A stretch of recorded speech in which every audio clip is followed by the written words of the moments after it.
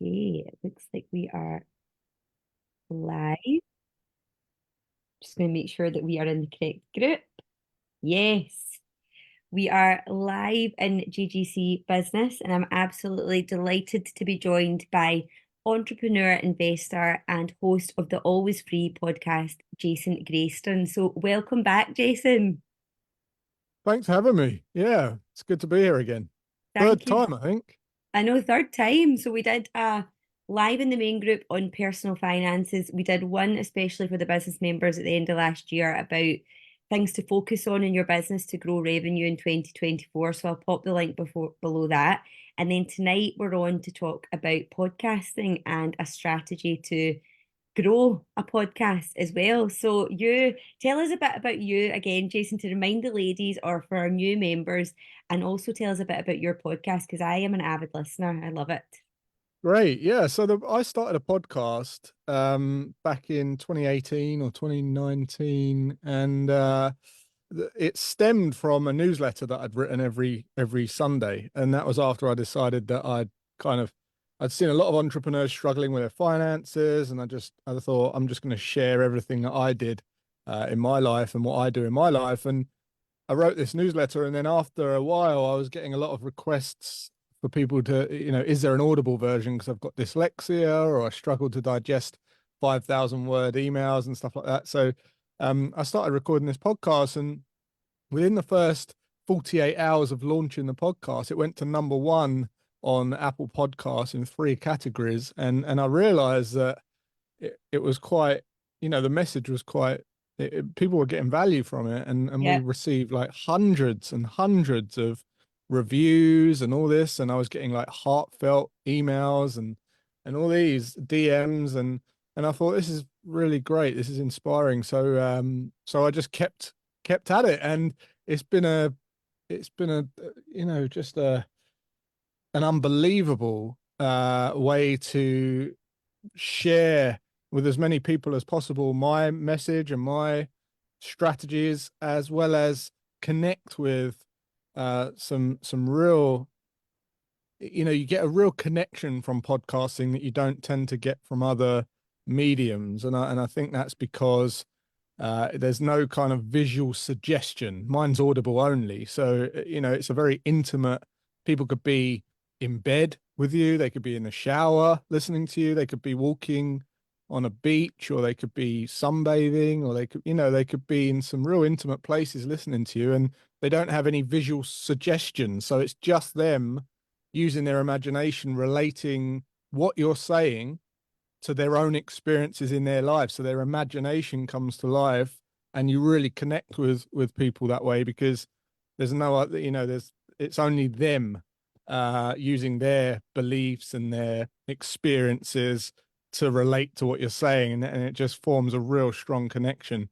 So it's extremely powerful. And yeah, as a result, you're able to, if you've got products and services, or you really are able to generate a lot of revenue and a lot of income from a podcast, no doubt. In fact, one of my entire businesses has been launched off of the back of the podcast, and it's done phenomenally well. So I highly recommend podcasting to everyone.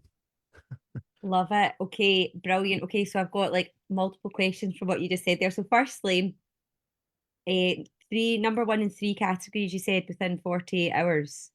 Yeah. Right, talk us through that. Yeah, so I think what played a part in that was the whole build up and launch strategy behind a podcast. So if you've got a podcast right now already, or you're thinking of launching a podcast, I see a lot of people just launch the podcast, and then it's kind of, oh, I've launched, and they kind of sit back and wait for listeners and viewers and things like that, and no one really knows about it until the day it's launched.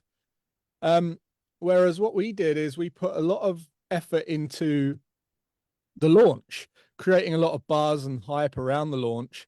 And you can do this even if you've got a podcast now. You can redo this so that you can relaunch your podcast, and you'll be able to get it to number one, or get it in the new and noteworthy section, which was really key as well. Because once it gets into that new and noteworthy, on Apple Podcasts, it stays there for 6 months. And once it's in there, it starts to gain a lot of traction because obviously it's in everyone's field of vision when they click on the podcast app, and that has a real snowball effect on your ranking and stuff. So what we did is we we kind of spoke about it a lot on social media, but we also created a lot of buzz around it. So we would reach out to a few of the people that we knew were kind of fans of the message and read the newsletter and things like that. And we'd kind of say, look, we would say something's coming or the podcast is coming soon, and we'd tag them, and then they would share it, and it was creating a lot of kind of buzz that something was coming. And then behind the scenes, what we did is we made sure to launch 3 episodes in a row. So a lot of the mistakes that I see people make is they go to launch, or they say it's coming out on a certain date, and then they don't realize that Apple can take actually 7 to 11 days, I think, or 7 to 21 days to actually authorize or approve the first episode. So we did all that before we knew that we announced any kind of launch, and we recorded 3 episodes. And the idea is because people would binge those 3 episodes, so it'd give you a real strong boost out of the gate. And every episode, I don't know if anyone's ever listened to my podcast on this call, but every episode, even on episode 160 or whatever we're on now, the first thing I say at the beginning of the podcast is, if this is the first time you're listening, be sure to go back to episode number 1, because you're going to get most value if you listen to episode 1 to 20 in a row, because I give you specific strategies in order to help you achieve financial freedom. And that creates a loop as well, because you're getting people to go back and start that whole journey. And if they listen to 1 to 20, they're going to listen to the rest. So it's kind of this feedback loop, or this kind of flywheel effect that takes place on your views and your downloads, which then obviously snowballs as well. So that was another thing. Another thing we did on the launch was to run a competition. So it was like the key to successfully launching a podcast and getting it in all these rankings is to get people to sub to the podcast, subscribe to it, rate it, and review it. Sub, rate, review. Those 3 things are the most important call to actions, and you can be cheeky and you be shameless in asking people to do that. It's like, right, sub, rate, review. And all of those first episodes of the podcast, and before we launched, we was also saying, when this comes out, be sure to, sub, rate, and review. If you've got value from me in the past, that's all I ask, is you sub, rate, review. Or we did a competition and we said, we're going to give away, I think it was an hour mentoring session, and we threw some t-shirts and stuff like that, some always free merch at them, stickers and a mentoring session. And we said, there's a session available for the winner, and all you have to do is sub, rate, and review the podcast when it comes out. So we had all this going on, and then on the launch, it just, it went nuts. So everyone's sharing it. Everyone who I'd been on their podcast, obviously I tagged them and asked them to share it, or I messaged them and said, can you share this when it comes out? So you do all these cheeky little things to build a lot of hype around the launch, and then make sure that people are sub, rating, reviewing your podcast on the launch. And within 48 hours we went straight up the ranks, because it's such a small window. It's kind of like when you get the Amazon bestseller and all that on the books, and it's a short window where you need a certain amount of sub, rates, and reviews to hit that. But once you get there and you get into the new and noteworthy, you can stay there. And yeah, that's what we did. So yeah, really, really, really good. We were chuffed with it. Wow, right, okay. And do you know, Jason, how many like sub rating reviews you should be aiming for to get into that section? Yeah, I mean, you want about, from what, because we've done it a few times. I did it one with the Chief Aim podcast that I launched last year with my one of my business partners, Sebastian Bates, and we got about 200, Hmm. 200 sub rate and reviews, and that done it. And with Always Free, it was about the same. So it's about 200 sub rate and reviews.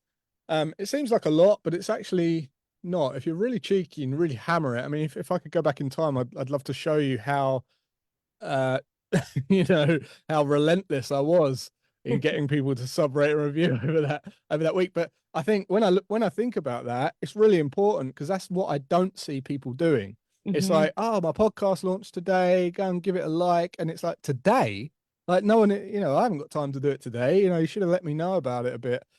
So I think it's neglected a little bit on the To run up. hype, the Hmm. run up, the build up. People want build up. People want to know something's coming, and I think that really helped with it. So yeah, we knocked off Kiyosaki and Tony Robbins and Gary Vee and all. It was crazy to see it on the number one.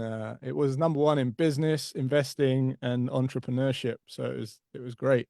Amazing, amazing. And you mentioned that, like, so some of the ladies watching this do already have their own podcasts, but if they were to relaunch, for example, they don't need to like take it off Amazon or anything like that. They could literally just build the hype, as in, we've maybe gone quiet for a wee while, but we're relaunching it type thing. Yeah. So what I would, if you're relaunching it, what I would do is see it as a. So there's a few things that I would do if I was going to relaunch, if it wasn't kind of working, or I wanted to breathe some life into it. Um, Firstly, just know that I think it was Apple said that there's something like most people, 93% of podcasters quit after the first 7 episodes. So Hmm. if you've got more than 7 episodes, you're literally in like the top 7% of the world of podcasts, right? So that's great as it is. Hmm. It's a hugely growing industry. Like it's only just getting started. I know people feel like, oh yeah, but they're so big now. I should have started back in the day, but they're still in the infancy. It's still really, really young. So what I would focus on is really finding your message and being true to you and your message, right? And what I mean by that is there's so many fluffy podcasts all doing the same thing. There's so many podcasts just interviewing random people, general people, and yeah, they're interesting people, but everyone's done I mean, how many podcasts have you seen with certain guests on? I'm not going to name names, but there's this. It's like they're doing the rounds, and there's kind of it's the same thing. So, what makes you stand out? Like, what cuts you through the noise? Um, who are your guests? And don't say don't get people on your podcast for the sake of just because they're in your network. I know it's really easy and really tempting to do, but always think like what's the message to the user, and is this confusing to what I'm saying my podcast is about? Because otherwise people just tune out and you become a little bit diluted in what you're trying to do. The more like you can pack more of a punch if you're known for the one thing. And if you listen to my podcast, you won't hear me say things like, oh, maybe, or it depends. It's like very my views, and that's it. I'm there to talk my beliefs, my views. I'm not leaving it open. You either like it or lump it, and and that's it. And Yeah, and in doing that, people either listen forever and they love it, or they don't listen again and think I'm a twat. And I don't really care about those. yeah, I'm not just doing a podcast for so that I can become popular. I'm doing a podcast so I can share my true beliefs, and I want to talk to people who align with my values, and I want to uh, share that same, like everyone on the podcast or every episode of that podcast has to have that same objective of helping people achieve the life that they want, right? And that's it. So by doing that, you get messages like, I felt like this podcast was for me. Did you yeah, did you record this one for me? Very polarizing, and that's kind of what you want to do. You want to really hone in on who is listening. Imagine you're speaking to them. I'm on this mic and I'm looking through this camera, but I really imagine like talking to my ideal person that I want to talk to. The ideal person that I want to reach, and it's just being aware of that. And I think really packs a punch. It really cuts through the noise. So that's another tip. Just, really double down on you and your message, and be who you want to be, and just talk about the things that you want to talk about, and then find the people that want to listen to that, rather than I better get on Kerry Katona because she's been on 100 podcasts, or I better get on Tommy Mallet or whatever it is because he's been on. It's all been done to death in my opinion, and it's just another kind of life story podcast. I think it's great if you're doing those podcasts, right? But if you're just doing it because you've kind of got a PR person getting guests on your podcast for the sake of it, then it doesn't really work. I don't think it really works. And I've done that as well. I've got PR who works for me. You obviously, the reason I'm here Yep. is because Yep. we met through Lindsay, and there's been situations where we've got guests that just aren't quite right, and you say no, no thanks. Yep. And saying no is just very, very powerful, and I think it's going to help you no end. So if you haven't got a podcast, why are you starting one? Mhm. If you have got a podcast, why do you want to relaunch it? What's it going to be about? What makes it different? Is it going to be hosted by you or a co-host, and who's the co-host and why? Why are they on the thing with you? And then really get clear about the listener. That's the Mhm.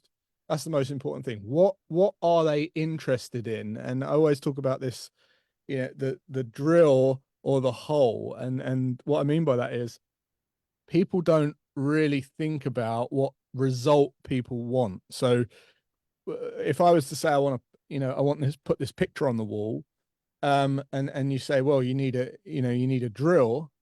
Well, I don't really I'm not really caring about the drill. I want the hole in the wall so I can mount the picture, right? So I don't care about the drill or the drill bit. I just need a hole in the wall so I can put the picture up, right? And people kind of focus on the drill, and you need the drill, and you need this drill bit, and you need this kind of thing. And I don't care about the drill. I just want the picture on the wall. So it's really getting clear about what result they actually want. Not what they should do and what they shouldn't do. It's like speak to them in terms of what their dream is, what they really, really want, and you'll connect with them that way. What are some of the challenges they face? What's the day-to-day challenges? Where do they want to be? What are their pains and problems? And get really clear about those.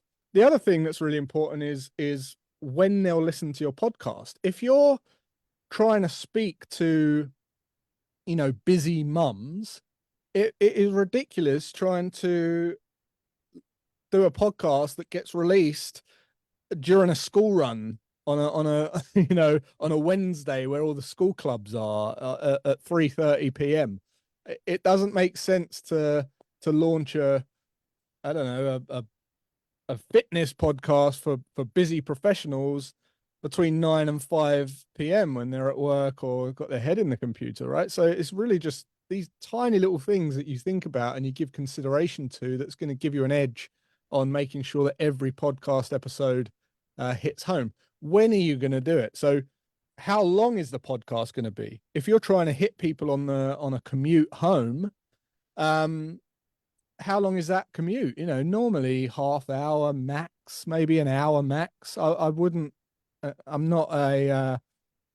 I would consider not dragging the thing on and on and on. I would try and get the message in a 33 to 33 minutes. The reason mine's between 18 and 33 minutes is because I kind of took the average commute and the average attention span, and I kind of met in the middle.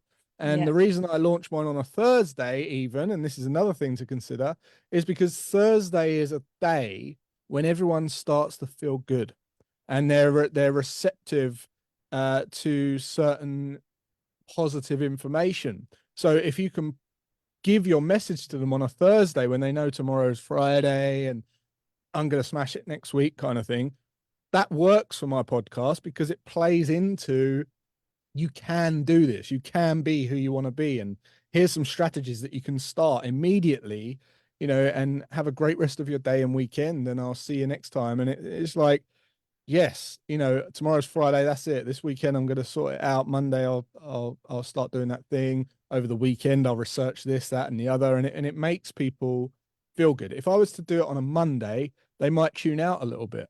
Oh God, this guy's talking about money again, and it's Monday, and I got paid Friday. I've got 50% of my wages left. It with so things like that, like it really, really matters. It really matters. If you're starting a podcast as well, it does pay to, if you're coming up with a name of the podcast, which has to be unique, obviously, try and chuck a few power words in there. So you can go and research power words.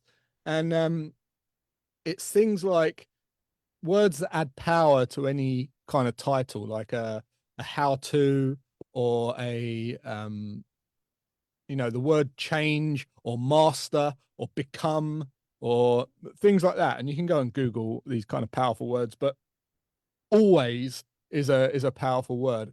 Free is a powerful word. So those two words together obviously make for a very, it's kind of intriguing, but it's also, I get it, right? I'm always free. So it you choose a wise title as well, or go for the result that you want for people. Like, you know, try and connect with people via the title. Like, I don't know, school doesn't matter podcast, or the inner self podcast, or the power couple podcast, or something like that. That's going to just be, oh right, I get it. I get what it's about. I totally get what it's about. It's not like it's so fluffy that they're just not going to listen because they just don't get what or they might listen and it might, they might catch on, but you want to get people from the off. It's very noisy out there now.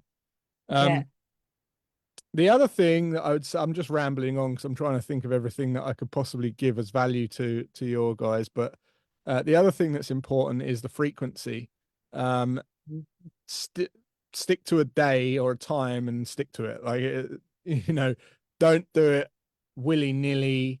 The reason the news at 10 is called the news at 10 is because the news comes out at 10, and people tune in for that. And if they just didn't turn up one day, it'd be like, what's going on? So it doesn't matter if it's like quarterly or even seasonally or monthly or, you know, weekly or daily, but just stick to it.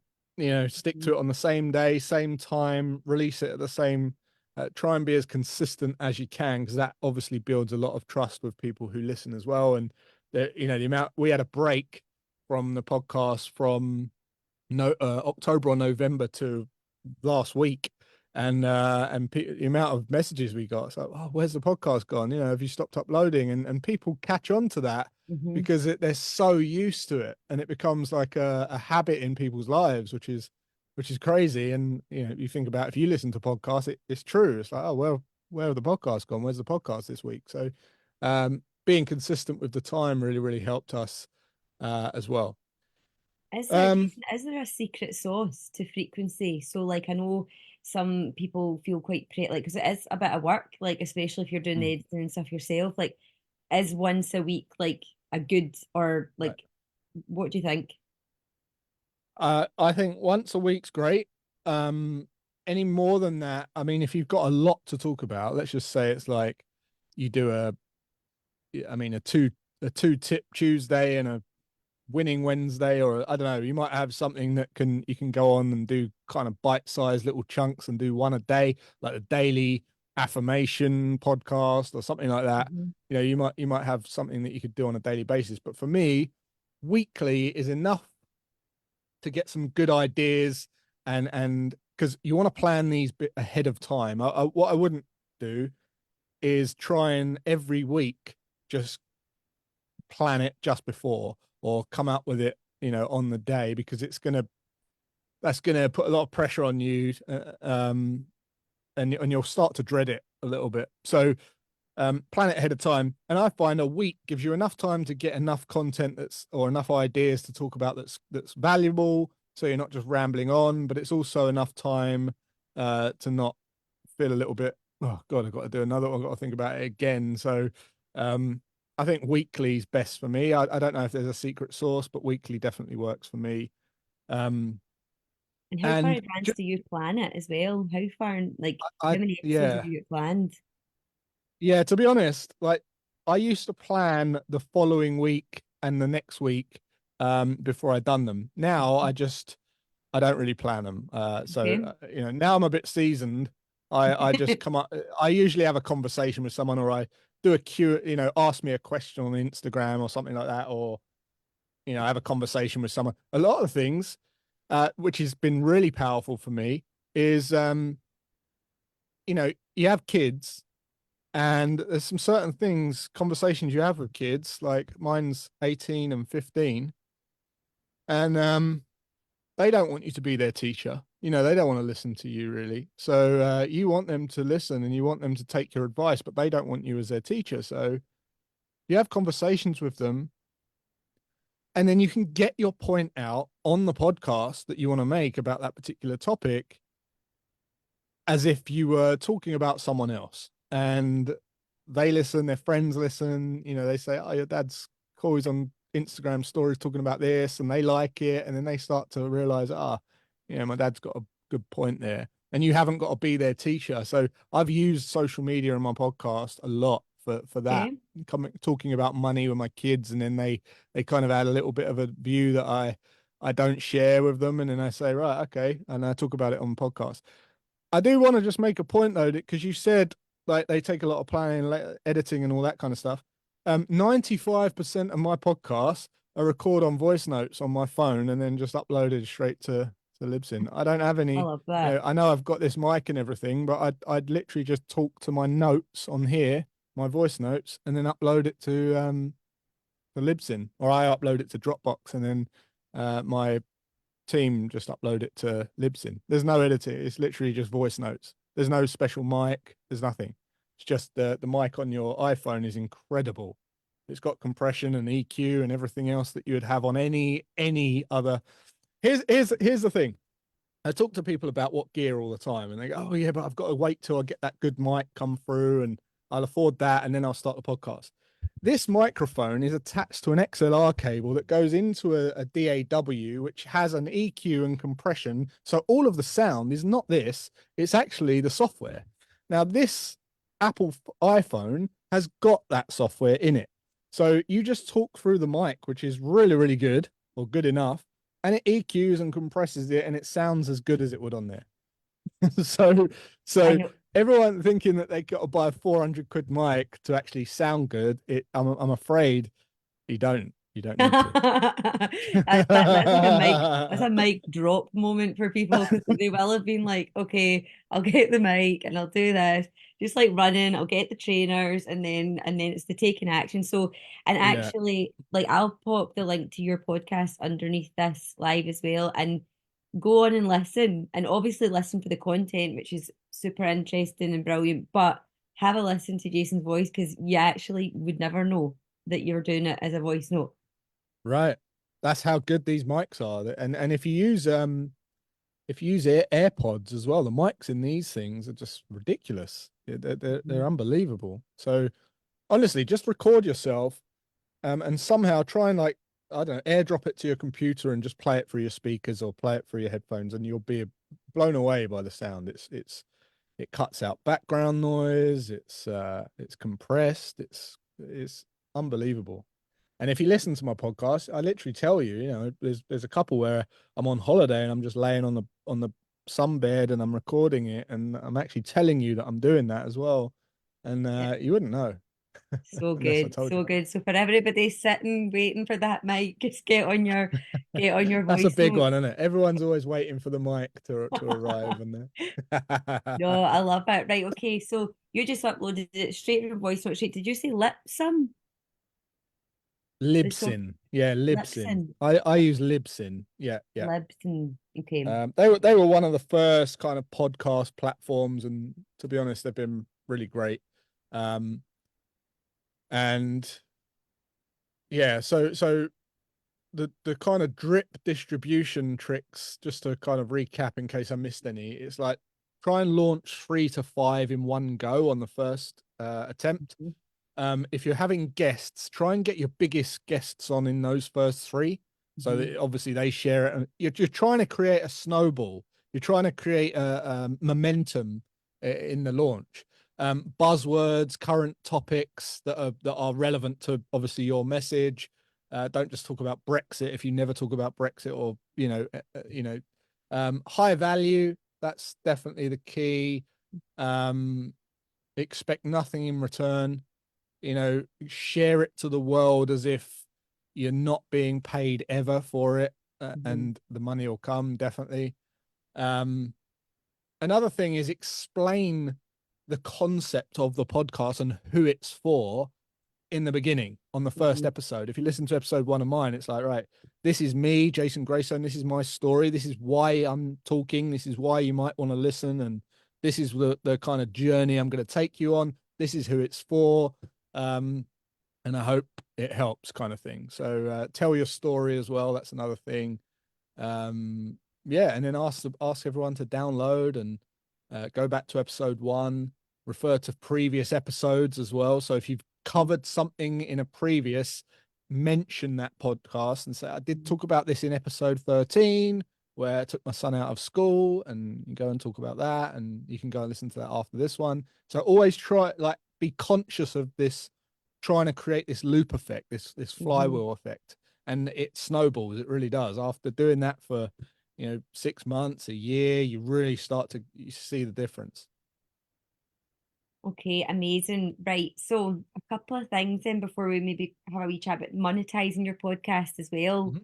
What about for anyone listening now? Obviously lots of podcasts have got like wee jingles at the start of them. What are your thoughts on jingles? Yeah. Yeah, I mean, I've got one, right? So I've got a kind of, I paid a guy called Bruce Duncan he's got a great voice, and he did my intro. And I kind of think it was cool, and I think it was definitely great at the time. Now I'm like, oh God, that's like 60 seconds every podcast. But I actually wrote that music to the beginning, and I performed that music and produced it myself. So that jingle on the front of my podcast, the actual music to my podcast, I wrote and performed in my little studio here. And I'm so glad that I did, because it kind of anchors people to the podcast, and people are like, it's really annoying, and people hum it in their head and sing it in their head, and it is like it's one of those. And there's a story behind that, actually, that's from a song called Cannonball back in the 90s, and I used to play it on my guitar, and it's stuck in my head, this song. Hmm. And it's called Cannonball by, I can't remember the band name. And it always stuck in my head, and it was so irritating. And I always thought, like, that hook on that song is so annoying that it sticks in your head. Like, Yeah. so like Go Compare adverts and all that kind of Hmm. stuff. And I thought, when I was doing my podcast, I thought, how could I create a jingle that would stick in people's heads? And all I did was play that Cannonball tune backwards, Okay. and then I reduced, and it worked. And it was like everyone was like humming it and getting, it was driving people's wives or partners or husbands nuts, because they'd have it on in the background.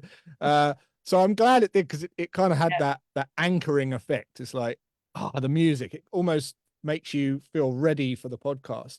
Um, my answering your question, I would say, yeah, what do you like listening to one? Well, I would rather they get straight into it. So I guess there's pros and cons. Yeah. I like it when it cuts straight in, or if it's got a jingle. Sometimes if it's good, then you know, yeah, take it or leave it. Take it or leave it. So not a necessity. What No. about show notes? Should they be keyword rich? You know how we always like try and create SEO rich stuff. Does that make a difference?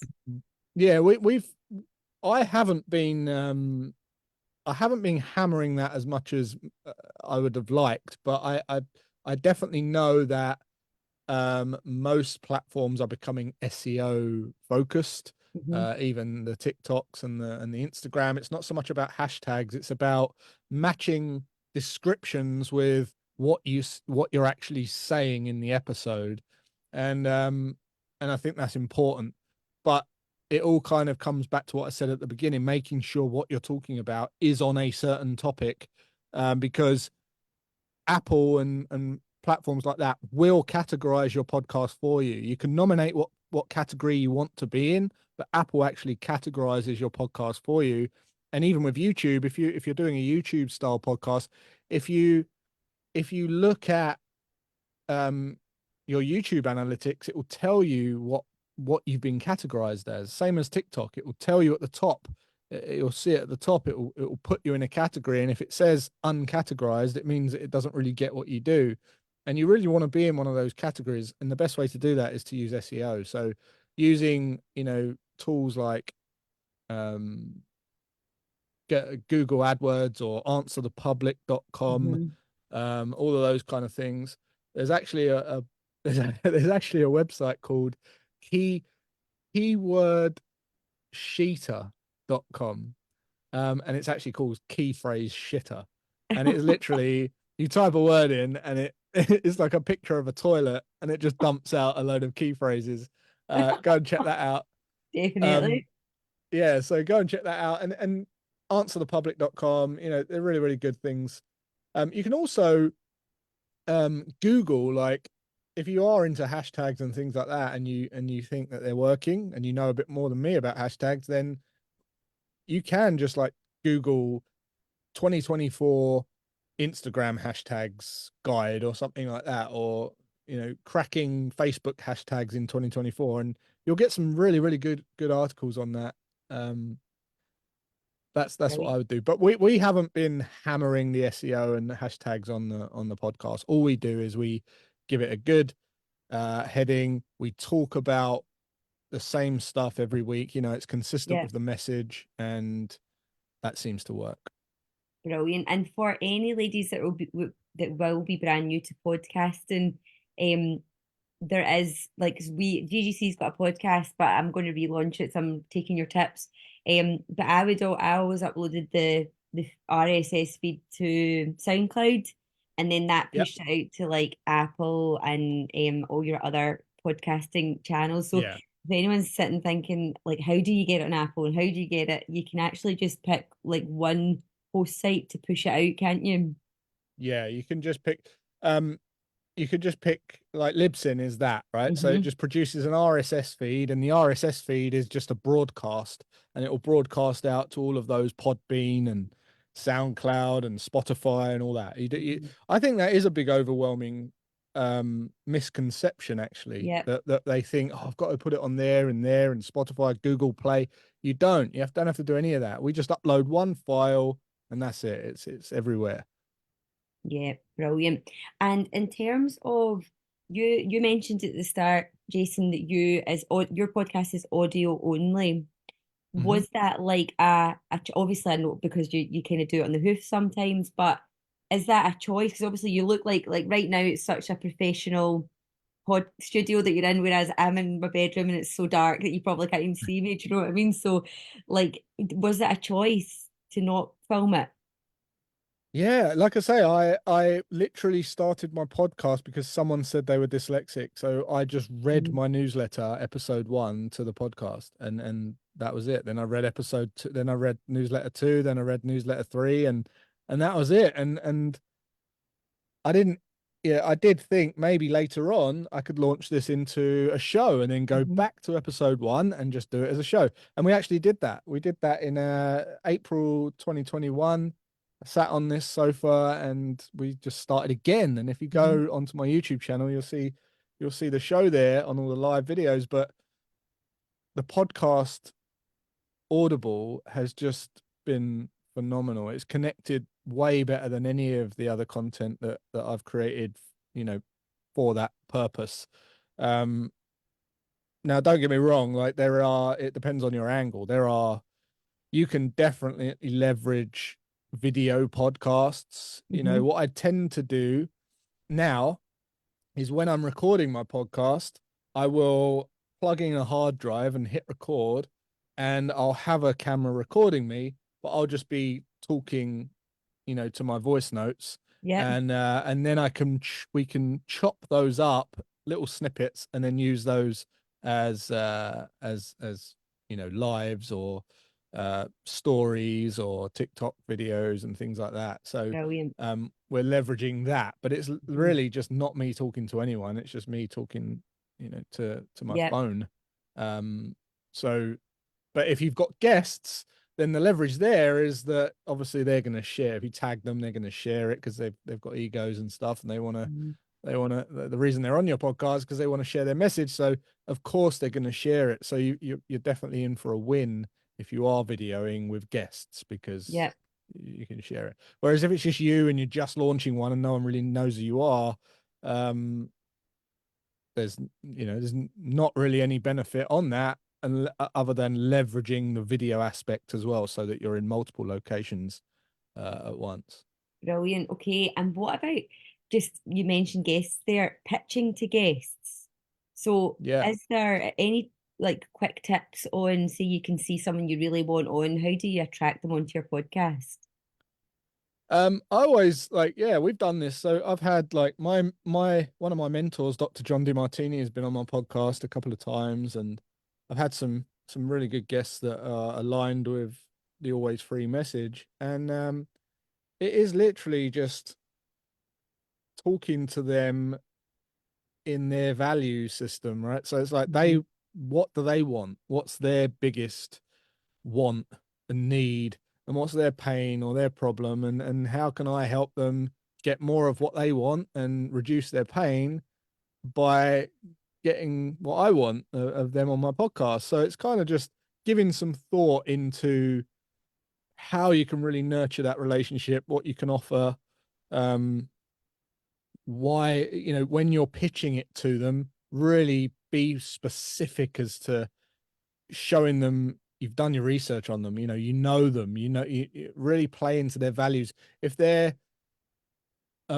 if their highest value is like being a great mum and they love their kids, and you look on their Instagram and it's always them with their kids, and perhaps they've been to a certain location, you can kind of get a gist for what they really, really and truly value. And then you can pitch them in a way where you're talking directly to their values, right? So Yeah. it's like, I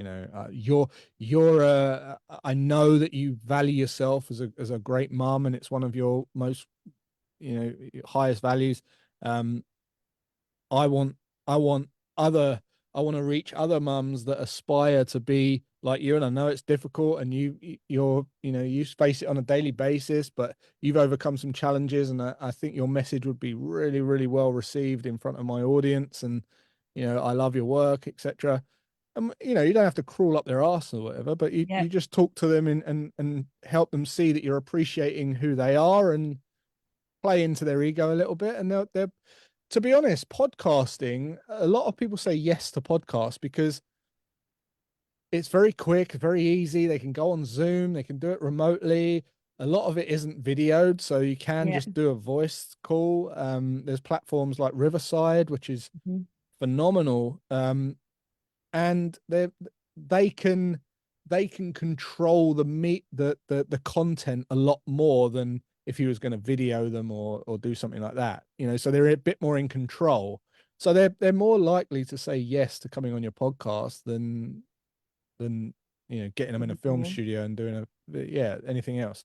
So why has anyone on social media is because they've got something they want people to see, and Mhm. if you're tapping into that, they're gonna wanna do it, right? Yeah, totally. Right. Okay, fab. So what about monetizing a podcast? What's the best ways to start earning a bit of revenue from it?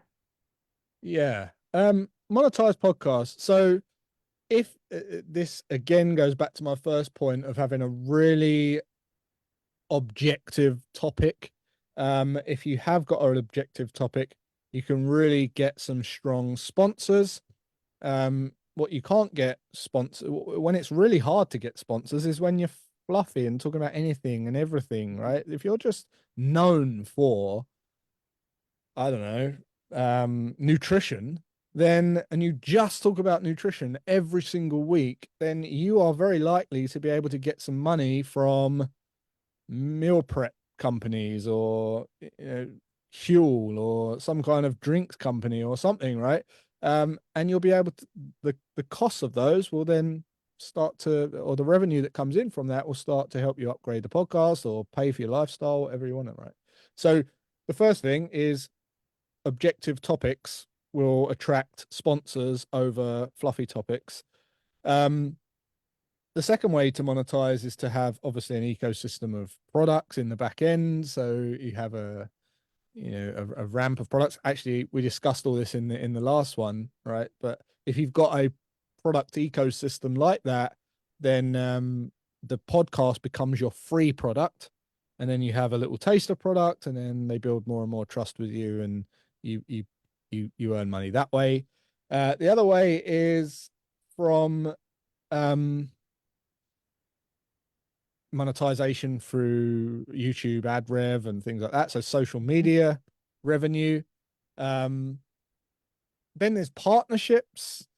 You can reach out to people who have got a really valuable message to share, but they don't have an audience like you, or they don't want to set up a podcast. So they'd pay you to be on the podcast to then to get their message out. Or maybe you do a joint ventureship where you get their services. So not direct money, but they'll give you their product in return for you sharing their message on your podcast. It's always good to kind of get creative over how you can not necessarily just bring in money, but how you can do a swap, a share for share, because that's if I was going to pay $5,000 for a course or a program, but I could get them on my podcast and get it for free, then that's I've basically got $5,000, right? Even though Yeah. they haven't actually paid me. So thinking of it like that as well. We don't do I don't, this is how I'd monetize if I was monetizing. To date, I don't have any paid sponsors. I don't have any monetization other than my product's ecosystem in the back end. And the reason I don't want that is because the podcast is called Always Free, free from constraint, free from social idealisms, free to speak my mind, free to, free to be who I want to be. And I don't think there's congruency with halfway through going, I need to stop talking about being always free now and just talk about this week's sponsor, which is a, Yeah. it doesn't really work. So the whole point of that podcast is I'll never be paid to say anything I don't want to say. Yeah. I will only speak my mind, and I won't be speaking what someone else has put in the pitch. So Mm. so for me, it doesn't work.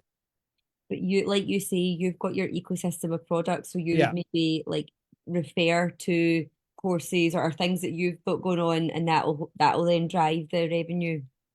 Absolutely. So even that, I mean, I speak about like a 90-10 split between giving and receiving. So I give 90% of the time and then ask 10% of the time. So one in every 10 episodes, I might say, look, if this is valuable to you, go and book in a strategy session with us. And again, that's free. So I push people to just get their feet a little bit more wet as they go on the journey with me. And as you go deep into the podcast, you could even build that in. So when you get to episode 50, you can start going a bit harder with the call to actions, right? Whereas back in number 1, you want people to just build trust. So in 50, I could go, look, if you've listened to this episode and you've listened to all 50 episodes and you still haven't done that with me, go and do it or stop listening to this podcast. You can literally say that, right? Yeah. Whereas in episode 1, it'd be like, what is this dick say? What is this dick? So it's give. Gary V is like jab, jab, jab, right hook. So it's like just give and give and give, and you'll get paid as an outpouring of that love and creativity that you share with everyone, and then you'll get paid in the end. Nice. And I know you definitely are all about giving value. And I know that there's some business members that have maybe said in the past, like about doing like workshops or podcasts, like if they give away too much of their expertise, will like the Yeah, payday no, not give come? everything, give Give everything, everything. give everything away. Everything. Okay. Yeah. People only pay for implementation. Or they're like people who are worthy clients who, will pay top dollar will only pay for implementation. That's all they want. They people who just pay to learn something from you might go and get a great result. They probably won't pay top dollar, Hmm. and that's Yeah. it. They go away and they're happy. But the ones that will really make you a lot of money and become lifelong avid clients and fans and friends are the ones that will pay top dollar, and they'll buy everything you've got, and they buy it because they want the hand holding, the Mhm. implementation. Yeah. That's all people pay for. Okay. Right. Brilliant. Okay. So, I just on that note, I'll just kind of solidify that with my own experience. If you went and read all of my newsletters, um, you would not need to buy any of my programs, and you certainly wouldn't need to listen to my podcast, right? But then you read the newsletters, then you listen to my podcast, and if you do all of that, you definitely don't need my program. And I'm telling you this now. If you've never bought my program, I'm telling you, you don't need to buy my program if you read all those. Okay. mhm. But when you do read all those, you build so much trust, and you believe that I'm the only one that can really help you with the problem that you'll get, and I'm the only one that can get you to where you want to go, that you just want to be closer and closer and closer to me, to the point where you just want me to show you and give you my own like my own stuff. And Mhm. that's what you pay for. And it doesn't matter, that's what I've found. People just pay because they just want they want you to go, right, do this, do that. They want you as the mentor. Yeah. Yeah. It makes total sense. And definitely from own experience as well. I totally agree with you too. Yeah. Okay. Yeah. Another quick question that I had was evaluating. So, obviously, like a lot of these ladies listening are women business owners, and they're used to evaluating campaigns and different things that they do. So, do you evaluate the listenership on each of your podcasts to say, oh, that worked or that didn't? Or do you just kind of keep going and look at Yeah, no, we do. We definitely do. But not to the degree where we're like become obsessed with like algorithms and yeah. stuff. Because I think I think like 5% of your podcast not working is a result of you not hacking an algorithm, but 95% of it not working is because it's crap. Okay. And it's just it's just not good, right? It's not good information, it's not valuable information, or it's not cutting through the noise and giving people a result. So I don't really focus on drilling into algorithms, but what I do look at is general things like popular topics.